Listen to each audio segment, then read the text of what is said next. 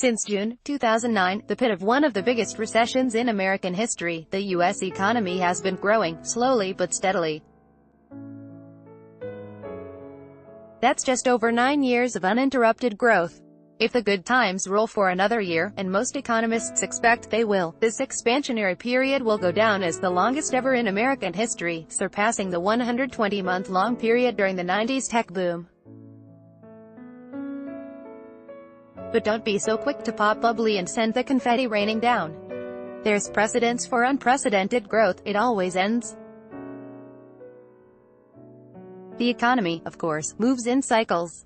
This article was originally published at Salon-sponsored, and no matter how you slice it, it would seem there's only so much more climbing before a fall. But what will set off a downturn? How bad will it be? And when will it actually happen?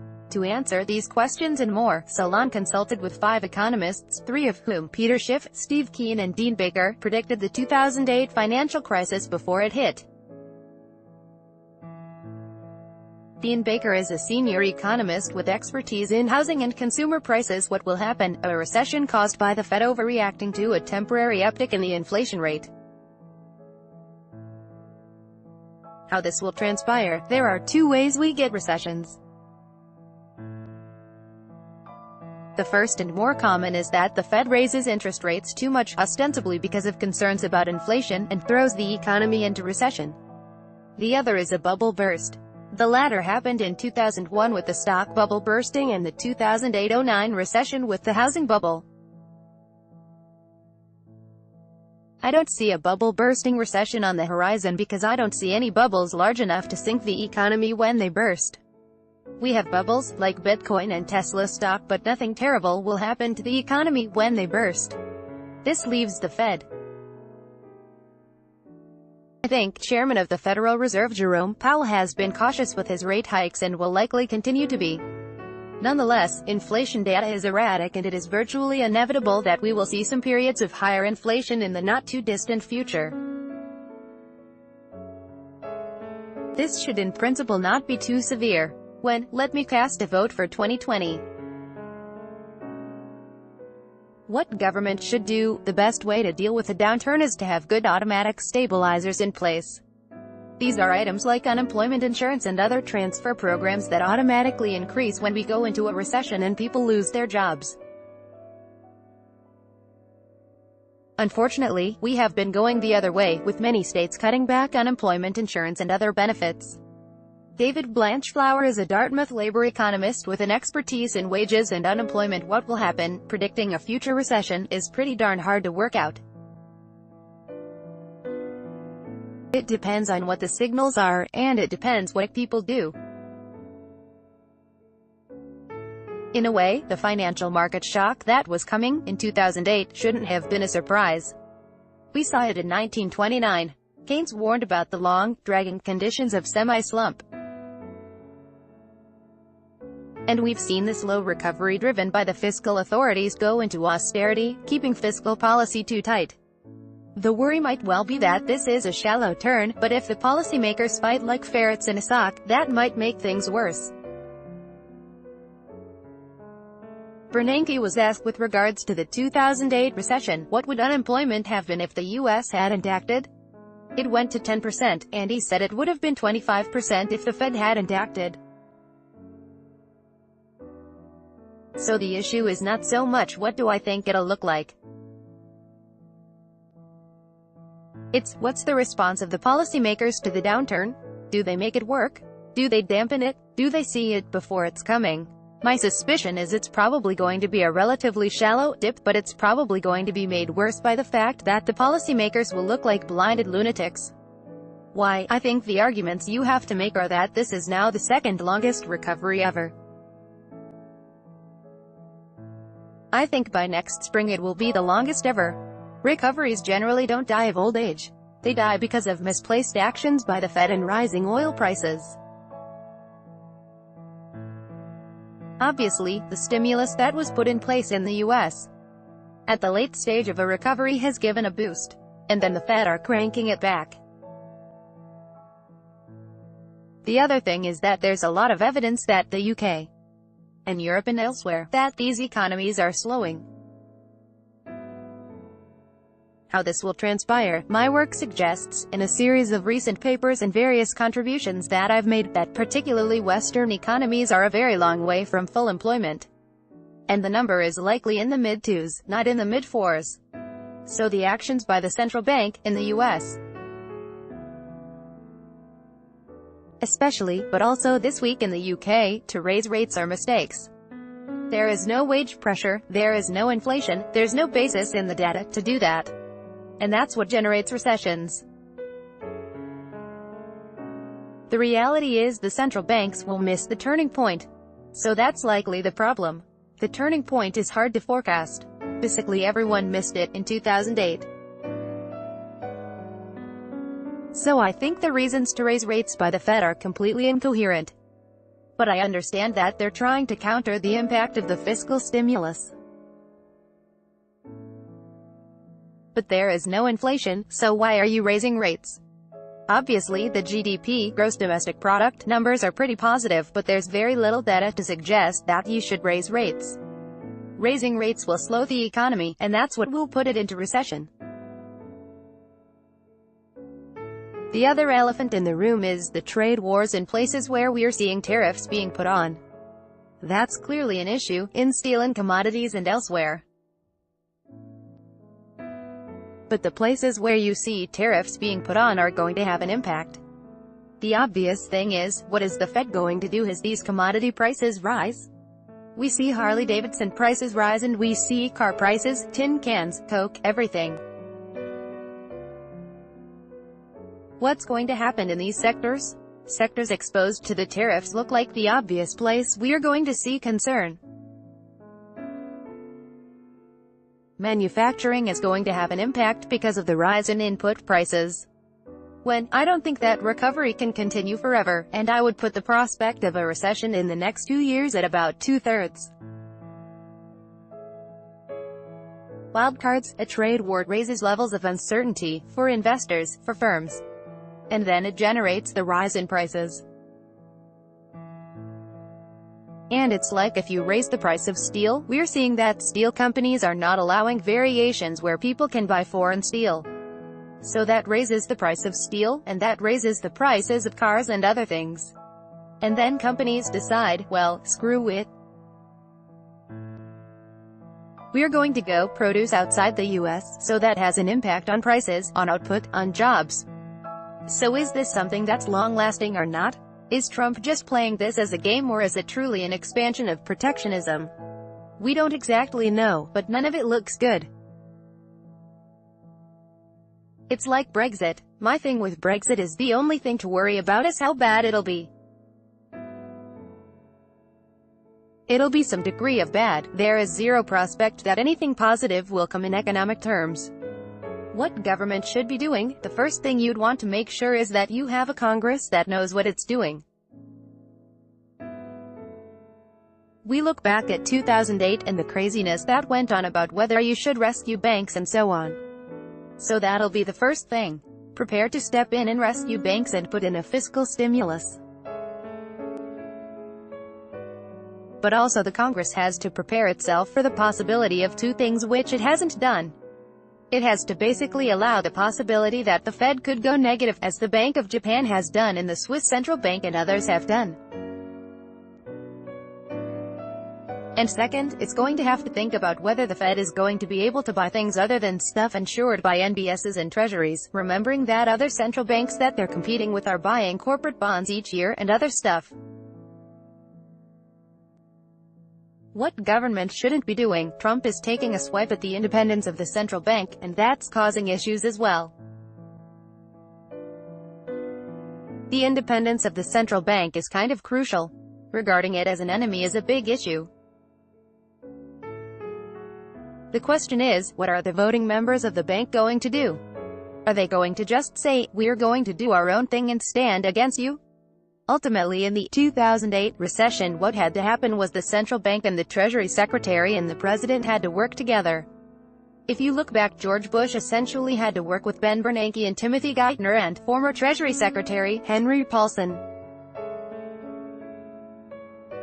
So the prospect of this administration and the Fed actually working together looks worrisome. I actually think Trump is right that the Fed should not be raising rates. But still, you want them all on the same page. Steve Keen is a professor of economics at Kingston University with a focus on analyzing capitalism as a monetary system. What will happen? I expect a boom before a slump, and a pretty messy economic performance overall. And I expect a small downturn rather than a 2008 crash. Why? The countries that I think can't avoid a crisis, Canada and Australia, aren't a huge part of the global economy. China is the biggest economy facing a credit crunch, but its huge level of government spending is already softening the blow.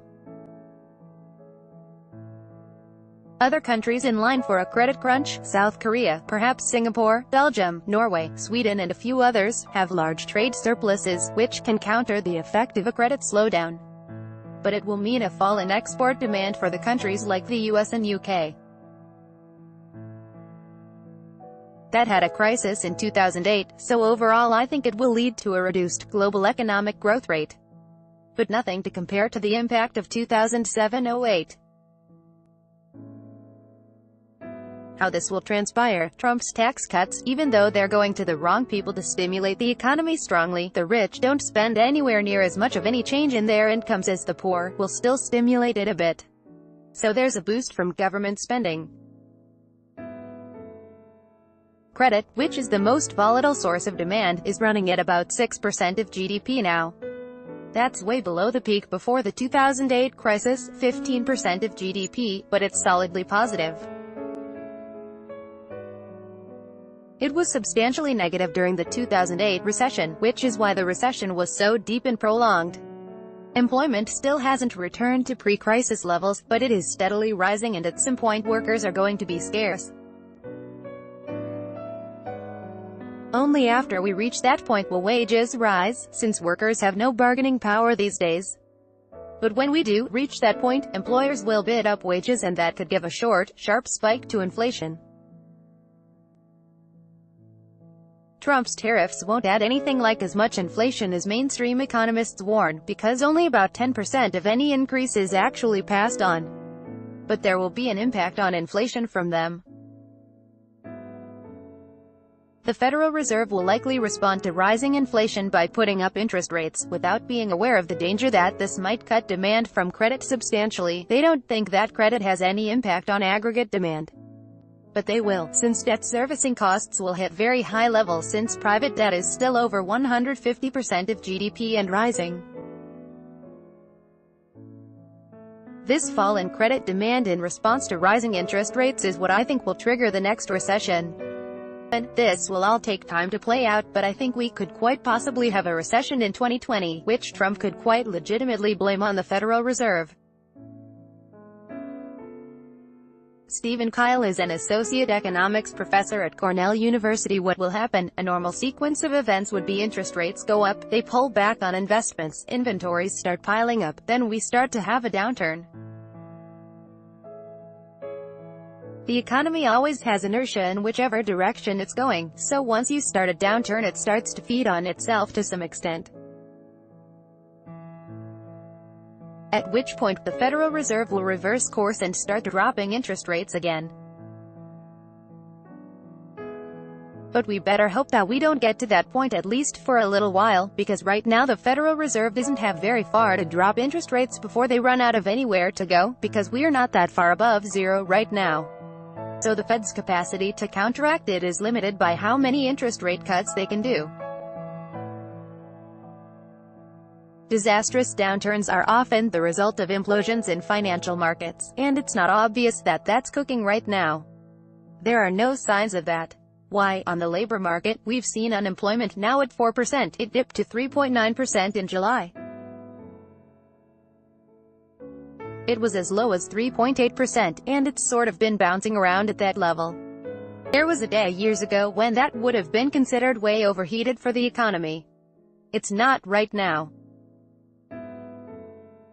We don't see wage inflation picking up, so it is somewhat of a puzzle for economists. How much slack is there in the labor market? Having said that, at 4% unemployment, we've got to be somewhere near full employment, not far anyway. Another big thing is that the Federal Reserve is very much in the mode of raising interest rates. They are raising it by 1/4 of a point each time. They're on course to do at least 4 of those this year. And they are also in a guessing game, figuring out how fast to go, when to stop, so on and so forth. The more they raise them, the more likely it is that eventually we will reach the peak and tip over into a downturn. Another area where I'm starting to see mixed signals now is the housing market. We all know that's what crashed us back in 2008 and 2009.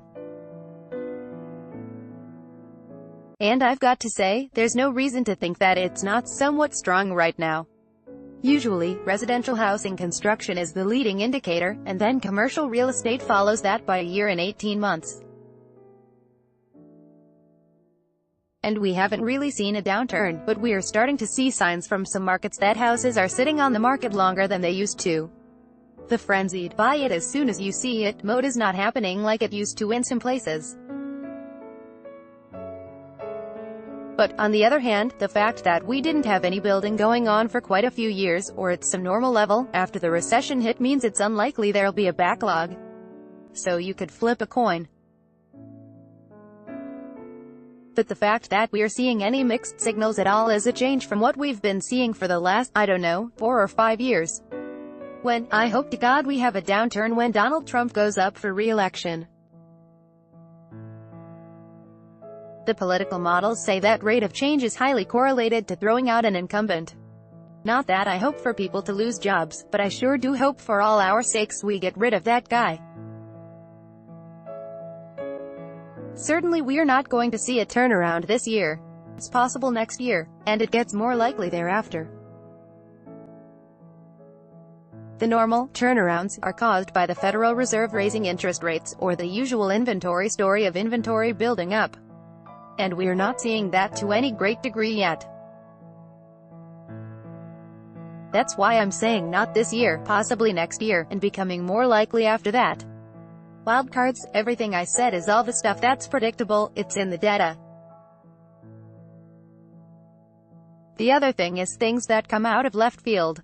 And who knows what the hell that might be. I will say this, the markets don't like uncertainty. And Mr. Trump is an uncertainty generator on a daily basis. Let me take off my obvious partisan leanings for a minute. Trump's own advisors will tell you they're sometimes puzzled at what policy is, and they don't know what he's thinking. In 2008 and 2009 at the moment the crisis hit, George Bush and Henry Paulson as Treasury Secretary and Ben Bernanke in charge of the Federal Reserve, they all did exactly what they had to do. And there were a variety of choices, depending on whether you were a Democrat or a Republican. But that it needed to be attacked was never in doubt. They did that. They acted quickly, but I have my doubts about the people in the White House now. Would they even recognize that something needed to be done? Would they know what it was? I'm not worried about the Fed. Jerome Powell is a smart guy and a steady person as far as anyone can tell. But Secretary of Treasury, Steven Mnuchin? I don't have confidence in that guy. And Director of the National Economic Council, Larry Kudlow, he's almost a cartoon of an economist. And Trump doesn't know anything about anything as far as I can tell. So if quick action were needed, would they do it? I don't have confidence. And I bet nobody else does either, including our various trading partners. Today we have Mr. Trump threatening government shutdowns. That's a scary thing. The man doesn't seem to understand that that's a very bad thing.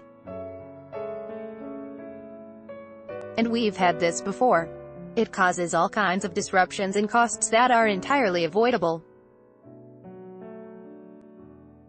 So even just talking about is another risk that we don't need to have.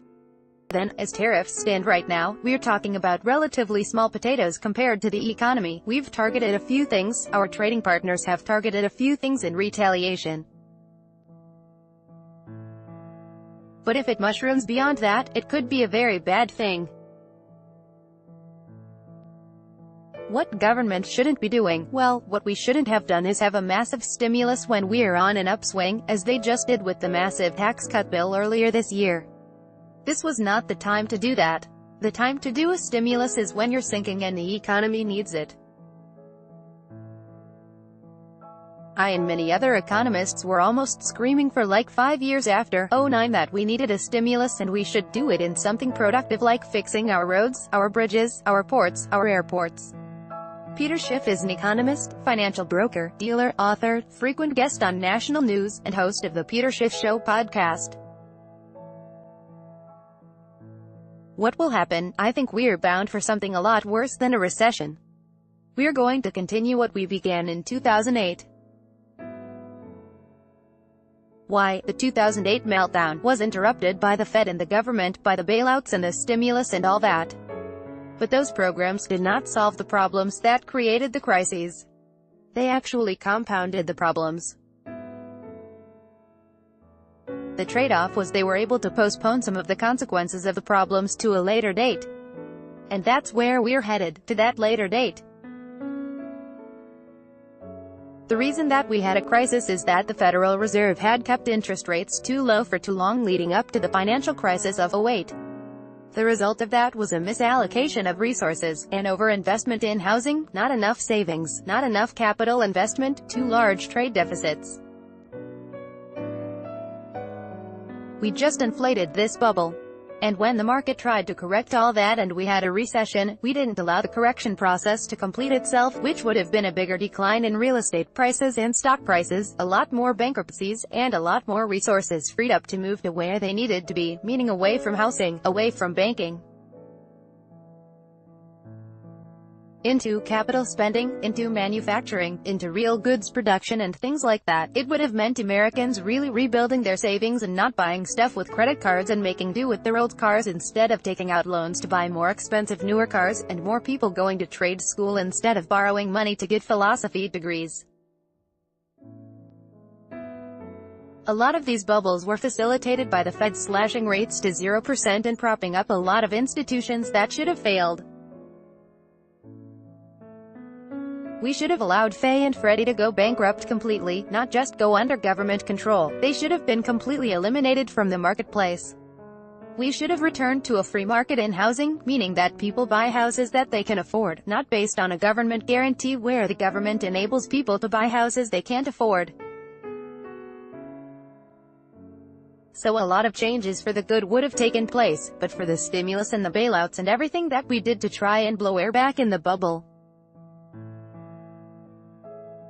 How this will transpire, if you go back in time, I'm surprised at the length of time that we were able to buy. I'm surprised we've made it this far. That's not a good thing. The longer we delay, the bigger the problems become. And so, what we're going to go through economically is going to be far worse as far as being painful to endure for the people than it would have been had it happened 5 years ago, or 3 years ago, or whatever. And the longer we succeed in delaying it, the worse it gets. Because it can't be delayed indefinitely. It can be delayed, but nobody can really say for how long. One thing that is sure is the longer we delay, the worse it's going to be. I think the attention is going to focus back to the US again. I think the US is in worse shape than Europe. I think we're in worse shape than Japan, not that Europe and Japan are not in trouble, they are. But I just think we're in more trouble. As inflation really starts to overwhelm the world, right now, the central bankers are still acting as if we're around 2%, when I'm sure we are much more than that, but at some point all these official inflation measures are going to be reading 3%, 4%, 5%. And the central banks around the world are going to have to raise interest rates. And that's when there's really a disaster, because we can't afford the higher interest rates. We can barely afford the higher interest rates we have now, and we are at 2%. I mean, look what's happening with the housing market, look what's happening with the auto market. Despite all this hoopla about a booming US economy, all the signs are pointing to a recession around the corner anyway. And that's with interest rates still at ridiculously low levels. We're not even close to normal. Wildcards, there are a lot of bubbles. The bond market is a bubble. The stock market, housing market. The whole U.S. economy, really, is one gigantic bubble. Ironically, the trigger could end up being our own actions. I mean, the trade war could end up doing it. One of the things that's been keeping the bubble going is China's willingness to supply us with consumer goods at a low cost and lend us the money to buy it. The massive trade deficits with China are one of the reasons that we've been able to kick the can down the road. So to the extent that we actually forced the Chinese to do what they should have done a long time ago, we can accelerate the collapse, which in the long run I suppose is going to be good, although politically it could be a disaster. That's what I'm really worried about, because if we have this massive crash while Trump is president, he ain't going to be president in 2021, and it's probably going to be a socialist, and he's probably going to have a socialist Congress. So we could do a lot of damage. What government should be doing? The United States should be doing a lot of things differently, but we are not going to. What we should be doing is, instead of waiting for the crisis to be pushed on us by factors beyond our control, we ought to take control of it ourselves, like a controlled burn instead of a forest fire. So we should be slashing government spending now. We should be allowing the Fed to allow interest rates to find a real level, which is much, much higher than they are now, and then we are going to have to deal with the bankruptcies. We are going to have to deal with a decline in the stock market, the bond market. We are going to have to deal with a lot of defaults, and a lot of debtors are going to go broke. It's going to be a painful process even if we bring it on ourselves. But if we wait for the crisis to happen on its own because it's imposed on us by the world, it's just going to be worse. What government shouldn't be doing? When I wrote my book predicting the 2008 financial crisis, I also wrote that the government would react to that crisis by doing the wrong thing, that they would cut rates and print a lot of money. And I thought that they were going to try and reflate the bubbles in housing and the stock market. I did not believe that they would succeed. I thought their attempt to reflate the bubble would fail, because I thought a dollar crisis would prevent it. But that never happened. A lot of things happened to keep the dollar going up. And so, instead of just attempting to reflate the bubbles, they actually succeeded. They actually were able to blow an even bigger bubble than the one that popped in '08. Now the economy is more screwed up than ever before, so the correction is going to be much worse. And this time, there's just no way that they can try to reflate the bubble. It's going to be impossible. The dollar will just be completely destroyed if the Fed goes for QE4, a fourth round